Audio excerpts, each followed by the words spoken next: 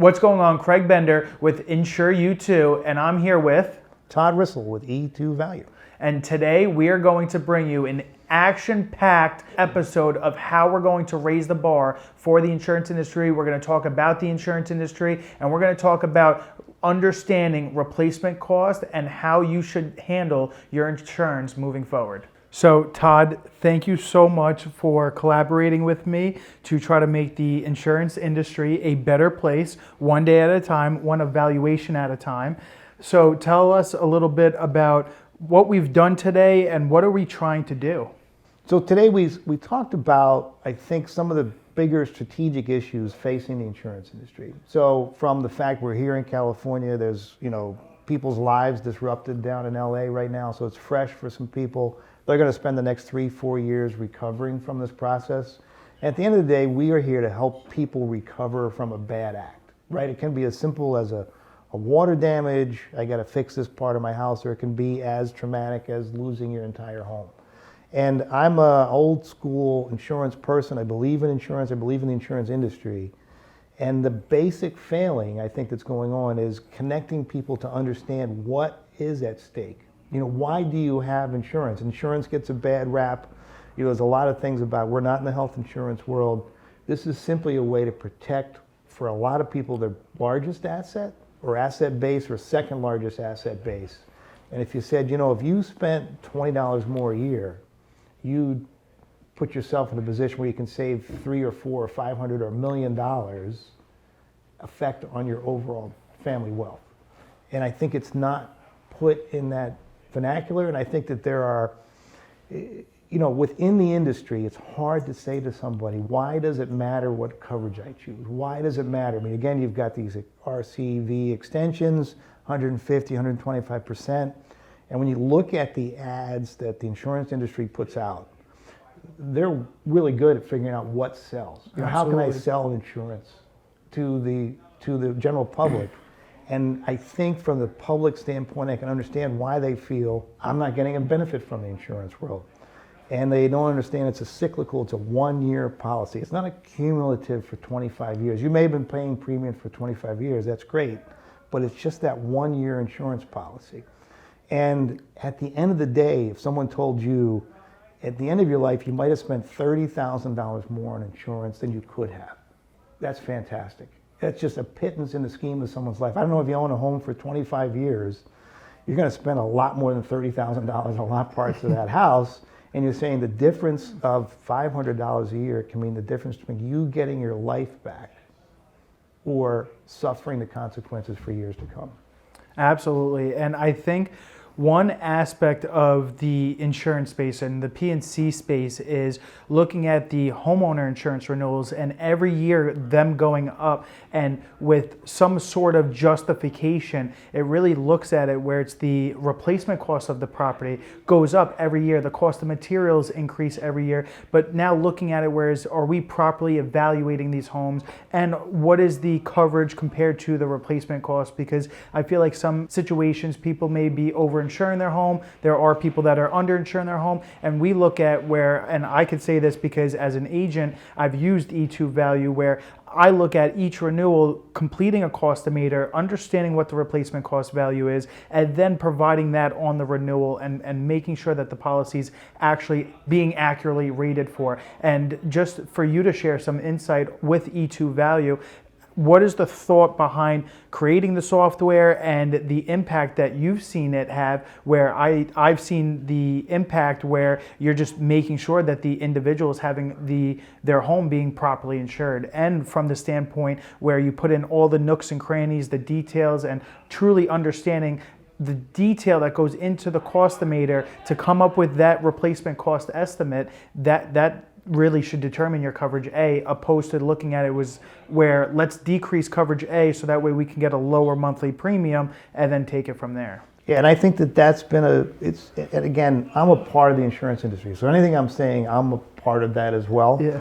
And I think that, when I talk to people, and I'm not an insurance expert, I don't give insurance advice, but I say, some of the simplest ways you can raise your limits, increase your deductible, and you can exponentially increase your personal protection, right? It really comes down to your life. And I understand it hurts to write that check. I get it. But if you think about it in the scheme of, and I'm just making up the numbers, but if you have $1 million home, it might cost where I live $2,000 a year to insure that. Well, for $2,000, you're getting $1 million. If you took a loan out at $1 million, it's a lot more per month, right? And so it's just really consistently, I think it's a very fairly priced product. I know people would say that's crazy, but I also think the other side of it is, a lot of it is short-sighted when it's sold, and a lot of it is short-sighted, and I'm not picking on agents, right? Absolutely. But some agents are like, they want to make the sale. And that's what they look to. They look like, I have to make this sale. I have to make this thing work for this person. And sometimes you don't need to make the sale. Sometimes it's better served to that person to have them go to a different process. And I think the part that really is people don't get is we, as insurance professionals, we've seen the losses. We've seen what happens to your life after you have a fire, after you're in a car accident. Think of the things that happen. And there's one less thing to worry about is the financial impact. You can focus on your mental recovery. I mean, what's going to go on in LA, we're not even a month into it. And people, I'm sure, are shell-shocked. This is PTSD world, and what they're trying to do. They've got this whole vast area that was, a month ago, their home, their neighborhood, and it's gone. And I think it was Greenburgh, Kansas, a number of years ago, probably 15, 20 years ago now, where tornadoes went through Greenburgh, Kansas. And they wiped out a good portion of the town. But within 2 or 3 years, they had put some of that back. They had started to rebuild their lives. And if you ask them now, the bad memories are gone, and the good memories of them coming together and putting it back are there. And insurance is a way to bring that together. Absolutely. And I truly believe that when you think of it, right, it's like, you don't need insurance until you need insurance. So now when you really think about it, it's like if you knew that X amount of dollars additional to what you're currently paying, opposed to looking at how do I get my monthly rate down? Think about it in a perspective where it's like, instead of getting a cup of coffee each day, which could potentially add up to an extra $30 a month, or $30 a week times 4, you're looking at $120 a month. Now take that, put it towards coverage, and then properly indemnify you after a loss. You're looking at it from a standpoint that you just did something that no one else might have done inside the insurance industry, because they're looking to save, and they're looking to build up a book, and they're looking to just write premium. The insurance industry should really be about properly insuring the individual that's giving you money to provide them peace of mind at the end of the day. Absolutely. And so to a lot of people, I say if everybody insured their house or their commercial building or whatever they're insuring from a property standpoint for what it's actually worth, the overall cost per person would come down. Yes. And people are like, that's impossible. No. If you're insuring things for 50 cents on the dollar, somebody else is picking that up. And I pick on Florida just because it's easy to pick on because of the way that they structured their insurance market there with the Florida citizens and essentially the FAIR Plan being the insurer of choice in Florida. And so that's artificially, in my opinion, artificially suppressed the values, and it made people think of value versus rate, value versus premium. And what you care about is getting everything back, because in Florida, don't want to be the one to break it to everybody, but a hurricane can hit in Florida. You can lose your house. You can have major damage. California. And I think if you interviewed people, we work with a group out of San Francisco called United Policyholders.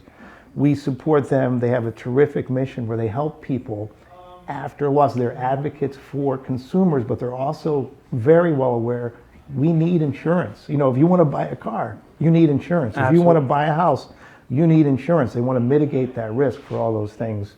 And you need an active insurance market. And if you look at places like California, like Florida, where the market has been, and again, it's my opinion, manipulated artificially, then there's no capacity. People aren't interested in going there.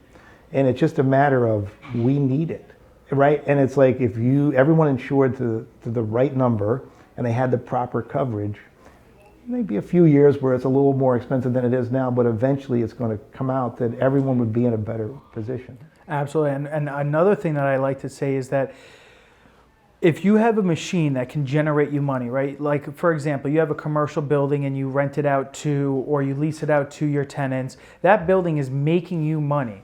Don't you want to protect the money-making machine if it's going to generate you more money? So it's looking at it where it's like, of course you can self-insure, and you can look at it where it's like, maybe I only want to share 60% or 80%, but looking at it where it's like, if the dollars make sense, insure it to value, so that way we share the cost as one, and the rate could be even for everyone inside their own sector. And I think the other thing that's a problematic part of personal insurance is the coverage of the home is the focus.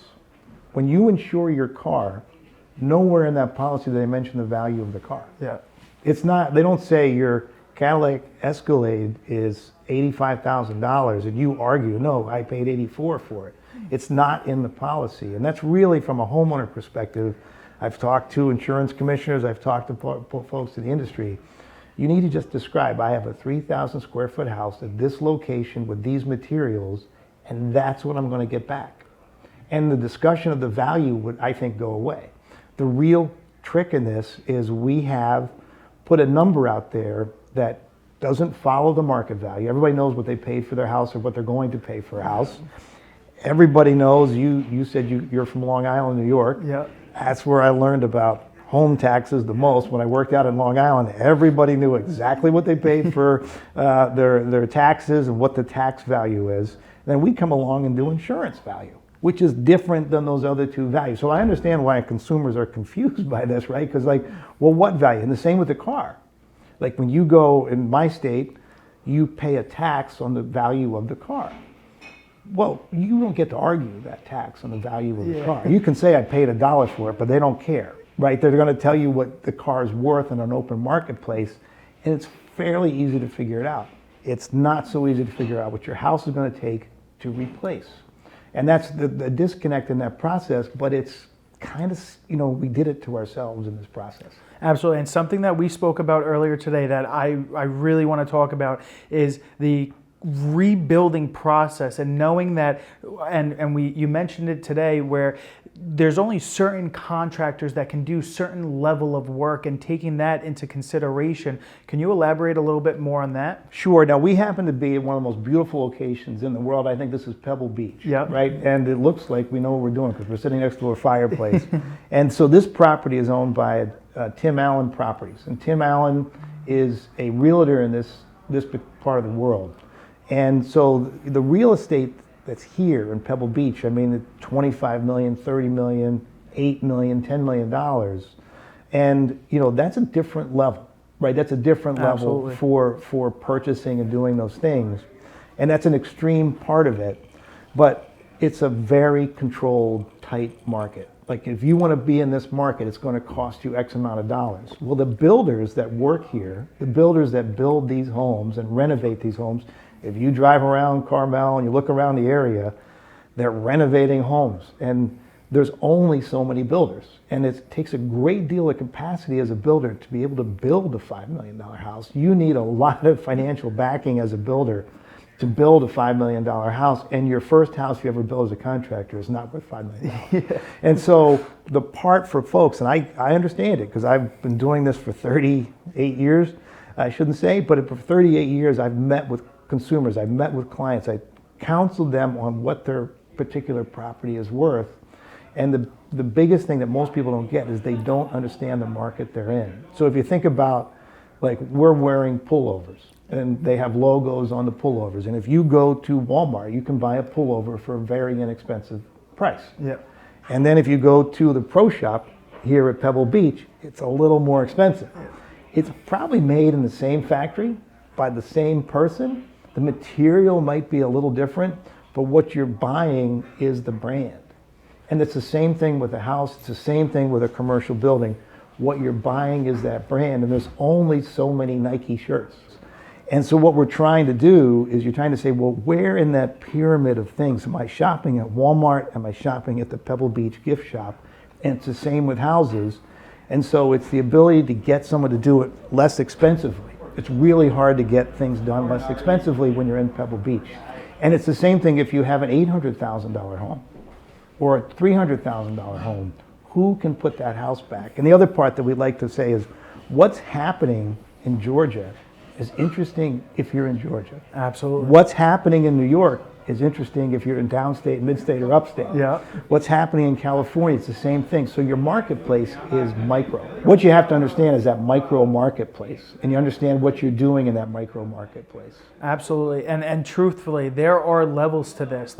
And you just being able to understand what level are you operating at, and being okay with everything that comes with it, whether if it's insuring your property for more than what you're used to. It's always being able to take that step up and take everything, all the baggage that comes with it when you step into that level. And I feel like as far as me operating on E2 Value's website is it's very user friendly. It's very easy to navigate and pick the right answers. And for agents, I feel like that they feel weird asking certain questions because they don't know what the question actually means. Like for example, like what kind of shingles are in the house? What is the house made out of? Or what is the style of the home? Not every home is a colonial. Not every home is a ranch. So it's being able to pick those different levels, understand which level you're operating at and what level you're taking care of to being able to properly insure them. And I think you bring up a great thing. When we focused with E2 Value, we started E2 Value, we did it from the point of the consumer. And a lot of the softwares out there for replacement costs were built for the person making the software. They weren't built for the consumer. They weren't built for the agent. And 9 times out of 10, what happens is someone's closing on a house and the bank says, do you have insurance? And they say, I didn't think of insurance, right? I was thinking about the qualification for the loan. I was thinking if I liked the house. I was thinking if I liked the neighborhood. I didn't think about insurance. And there's a real estate brochure. And those are in what I call human terms, plain English terms. Yeah. And if you read that brochure, that's what we built the tool for. So everyone there, the consumer, the agent, can say it in regular words. What is it? Well, it's going to be in your brochure. It's asphalt shingles. It's clay tile. Yeah. It is wood shingles. All those things are found either in the tax record or the real estate brochure. So we brought it back to human terms. I love that. Absolutely. So now understanding the different levels that there are, right? Where do we see the insurance industry going as far as with the houses being rebuilt from the fire that just occurred in LA? Are they going to be doing higher rebuilds? Do you think that the materials are going to cost more? Their insurance is going to be more than what it was previously? Or where do you see this, unfortunately, this circumstance, where do you see the insurance industry going from a valuation standpoint with what happened? I'm going to say something probably controversial, probably against what 90% of the people are going to hear in the industry. And I mean this with deepest empathy towards the folks there, but it's only 16,000 structures. So when I say only 16,000 structures, the USA builds 2+ million structures a year. And so the lumber that's needed for 16,000 structures is already out there. There's probably lumber and things in dumpsters that you could use to build 15,000 structures, right? So it's the impact of things like lumber and materials and all those things, really it's a drop in the bucket. The other side of this is it will be 6-7 years before a lot of it is rebuilt. Paradise, the campfire happened 8 years ago. Only 25% of Paradise is rebuilt. Because, like it's going to be in Altadena, people have to get on with their lives, right? They have to move somewhere because the school's gone, the shopping is gone, and they need to live somewhere.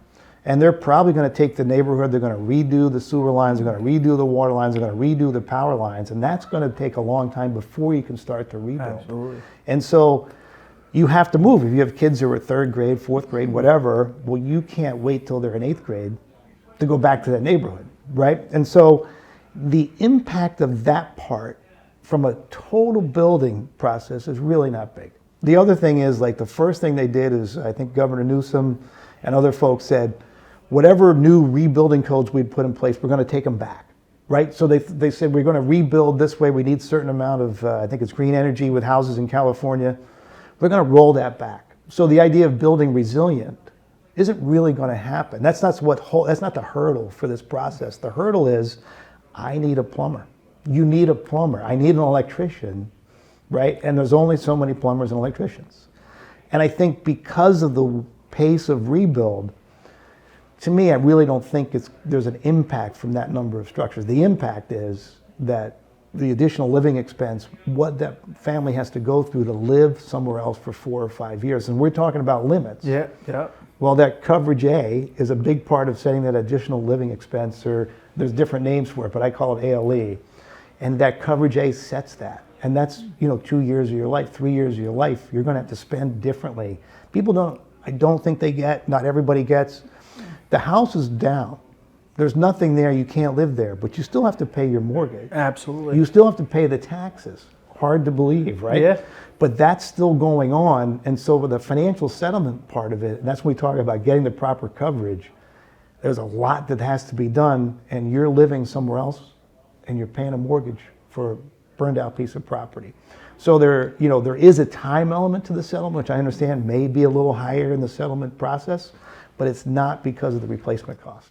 Absolutely. And in addition to that, it's looking at, a lot of agents look at it where it's like you have your coverage A, and then you have for coverage B might be 10%, and then coverage C being 70%, and then you have coverage D, which is the additional living loss of use, right, additional living expense, and that's 20%. No, because take whatever your mortgage is, times it by 12 months, God forbid, and then plus food and then clothes. So I feel like that could cause an issue with individuals not having the adequate coverage, which could bring light to the situation that, hey, now instead of just looking at coverage A, let's look at coverage B, C, D, and really understanding if something were to happen, how much money will I need to continue my living style? And one of the things is, because we're work with United policyholders, and because after the fact, what I call after the cow has left the barn, a lot of times then people learn what they had for coverage.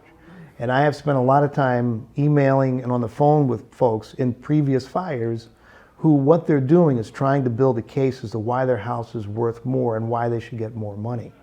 Well, that's not the time to do it, right? I know it's easy to say now, it's easy to say, well, this is what we should have done, but we have a chance here to get folks to understand now is the time to set that coverage. Now is the time to be sure you have enough. And look, I'm happy to say if you have more coverage than you need, bless you, because Absolutely. You're never going to be upset from that. Absolutely. Thank you so much for joining us today, and I hope you really enjoyed this episode. Don't forget to check out E2 Value on all their social media, YouTube, Facebook, Instagram, LinkedIn, as well as Insure U2 social media. Stay tuned for the next episode, and we can't wait to bring it to you. Thanks very much, Craig. I appreciate it. I always like to talk about myself, so this is an awesome opportunity to continue to talk about myself. Absolutely, and thank you so much for joining me today, and I'm looking forward to the next time we can jump on an episode together. That sounds great.